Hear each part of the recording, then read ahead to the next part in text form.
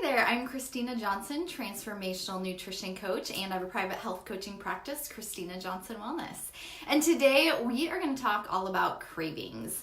So I have a question for you to get started. Have you ever had the thought that it would be so much easier to eat healthy and to stick with it if you just didn't like sweets so much, or chocolate, or carbs? Let me know. Put a me in the comments or tap the like button if you've ever had that thought and can relate to that idea. I talk with people every single week who struggle to eat healthy and to be consistent with it. And one of the most common challenges that people tell me they struggle with is cravings. Whether that's, some people think of it as a craving, like the strong craving for a specific food, whether it's sugar or chocolate or carbs or something salty. Other people, it's not quite a craving, but it's more just this urge, this thought in our head that we need to have something sweet. So however you relate to it, what I'm going to talk about today will definitely apply to that, because I think we all know that if we could just at least cut back how much sugar we're eating, if we could have fewer carbs, we probably would feel better. It'd be easier to lose weight. We'd have more energy, and it would just feel better to not feel controlled by sugar or sweets. And so the good news is that it's completely possible to do this. I know a lot of people feel like they've just always had a sweet tooth, or that they could never give up sugar, or that they'll just always want it. But I have seen so many people time and time again give up sugar, or at least drastically cut back how much they have, and their cravings also go away. So it is completely possible. Just to show you what is possible, I want to share with you one quick story of a woman, Terry, who I worked with back in the spring. She did my 21-day detox, clean eating detox. And she told me before we started that she felt like, I feel like the sun's getting in here. Okay. She felt like she was addicted to sugar. And afterwards, she let me know that within 4 days, she completely cut out all sugar. And in 4 days, the cravings went away. And this was someone who felt like she was addicted to sugar beforehand. And she also mentioned that the cravings didn't come back. So it is possible to get rid of your cravings so that it's easier to stay away from those foods that don't make us feel very good. So what I want to share with you today is 4 specific tips that will help you start getting rid of those cravings. They're things that are really simple to do that you could start today. And then the other thing I want to talk about are the 2 different approaches that you can take to cutting back sugar. So just a couple thoughts on kind of the pros and cons of those 2 different approaches. And then lastly, if you stick around to the end, I'm not officially announcing this yet, but I'll give you just a little sneak peek at the next program that I will be announcing in the next week or so. So stick around to the end and I'll share that with you as well. Okay. So before I share with you the 4 tips to cut back sugar, I want to help you think about sugar and cravings in just a slightly different way. So here's what I firmly believe and encourage you to think about. Sugar is not actually the problem. It is the solution. So think about that for a minute. Sugar is not the problem. It is the solution. And here's what I mean by this. We have some type of imbalance going on within our body, and our body thinks that sugar is going to solve that imbalance or that problem. So when we can figure out what is that imbalance going on, get to the root of the issue and address it and fix that imbalance, then your body no longer needs to look to sugar for the solution and the cravings go away. So for example, let me kind of show you what I mean. Let's say that every afternoon or most afternoons, you get this like mid-afternoon energy slump. And then you start craving sugar. You either want maybe like a Frappuccino or a candy bar from the vending machine. You want something to perk you up. So what's going on is there's some imbalance in your body mid-afternoon, and your body's starting to feel tired, and so your body thinks that, well, if I could just have a little bit of sugar, then I'll feel better. And so that's what causes you then to start craving sugar. But if you actually figure out what's going on and get to the root of the issue, then you can fix it. So for example, maybe you're just not getting enough sleep at night. That could potentially be the problem. Or maybe you are getting enough sleep, but it's not good quality sleep and you're not feeling rested when you wake up. Or another big potential cause here could be that your blood sugar levels are kind of going up and down throughout the day. That's really common. If you have that mid-afternoon energy slump, it could be that your blood sugar levels are dropping and your body just wants a quick source of sugar to kind of get you back to normal. So any of those things could cause you to crave sugar. But if you can figure out what's going on and fix that issue so you're not having that energy slump in the middle of the afternoon, then all of a sudden you won't crave sugar. It might still be a little bit of a habit in the afternoon to do that, so you'll have to work through that, but the cravings will start to go away. And so that's what we're trying to do here. And I really have found that there's 3 different types of imbalances that can cause cravings for people. Number 1 are nutritional deficiencies. So if you have some kind of nutritional deficiency going on, that can cause you to crave sugar or carbs or chocolate. The second type of imbalance is some type of imbalance within your body. So that often is like a gut health imbalance or perhaps a hormonal imbalance. Those types of imbalances will lead to cravings. And then the third type of imbalance tends to be some sort of lifestyle imbalance. So, that might be not getting enough sleep or not being active enough, but it could also be some emotional eating issues or just, tending to want to eat something or want sugar when you're stressed or tired or bored or lonely or sad. It could also be just patterns that you've created from childhood. So we need to address all these different types of imbalances. But what I want to talk about today is the first place to start. This is where I start with all my clients, and that is to start by addressing the nutritional imbalances. Because what I find is that when you start addressing the nutritional imbalances, for a lot of people that can take away your cravings. If nothing else, what it does is instead of these cravings feeling huge and big and out of control, it quiets them down significantly so that you can then have an easier time starting to deal with some of the other causes of imbalances. So I have found that this works so well for so many people to start addressing these nutritional imbalances. So here are the 4 things that you can do to start getting rid of your cravings. Little disclaimer here, I've said this before, but my guess is you've heard all 4 of these things before. They're not anything crazy. They're not like anything hard to do. But my guess is that if you're having cravings, you're probably not doing all 4 of these things consistently. So I strongly encourage you, even if you're like, yeah, I know I need to do that. If you're having cravings, stop and think, okay, I know I need to do that. I know I've heard this before, but am I doing it every day? So really stop and ask yourself that for each of these 4 tips that I'm sharing with you. Tip number 1, this one I know you know, but we need to drink enough water. When you are not drinking enough water, you will start to crave things. Your body will crave other sources of energy. So make sure that you're getting at least 8 ounces of water every single day. And again, you've heard this before, but did you yesterday and the day before drink 8 glasses of water? And if not, that is the number 1 place to start. Okay, tip number 2 is to make sure you're eating enough protein and eat protein consistently throughout the day.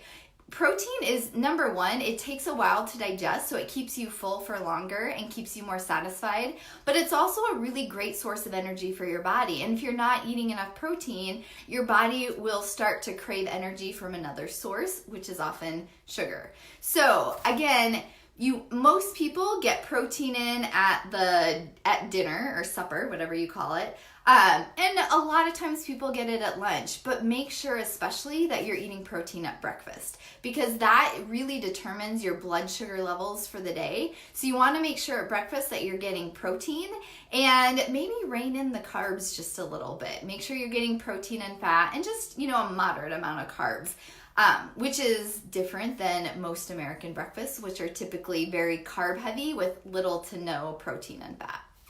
So that is my second tip for you, is to make sure you're eating protein regularly. Okay, tip number 3 is to address nutrient deficiencies. So I don't know if you knew this, but if you are deficient in certain vitamins and minerals, that will actually cause you to crave sugar. So just as an example, if you are deficient in magnesium, that can cause chocolate cravings. Did you know that? Or if you're deficient in chromium, which is a mineral, that will lead to sugar cravings. And so, and those are just 2 examples, but when we're deficient in any number of vitamins or minerals, that will actually cause you to crave more sugar or chocolate or other types of foods. So what I recommend, one of the best ways to start addressing these nutrient deficiencies is to eat a more nutrient-rich diet. One of the best foods that have tons of vitamins and minerals is vegetables. Again, it's not like this super exciting tip that you've probably never heard of, but vegetables are full of vitamins and minerals and antioxidants and fiber, and they will help address some of those nutrient deficiencies, which means that you'll have fewer cravings. It's pretty simple, but again, if you're not eating 5, 6, 7 servings of vegetables a day, then you have some room to grow there, and it really will help you start to minimize those cravings. Okay, tip number 4 is to avoid or at least greatly reduce the amount of addictive, processed, sugar-filled food that you're eating. So most processed food is filled with sugar. It's specifically engineered by food scientists to have like this perfect combination of sugar, fat, and salt that makes it highly addictive. So, when you feel like you are eating these processed foods and you just can't stop eating them, well, that's how they are designed to be. They are designed to make you want to eat more and more and more. So we need to cut out those addictive foods and your body will start craving them less. Another issue with processed foods, I don't know if you've heard this before, but a lot of food scientists will engineer processed foods to be very quickly dissolved in our mouths. So think about like chips or, a cookie. You can take just a few bites, maybe even 3 or 4 chews, and that food will dissolve and you swallow it. And what do then? You take a couple bites, that was good, you swallow it and you quickly take another bite. So when they make food to be so quickly chewed and dissolved in our mouth, it just causes us to continue eating it.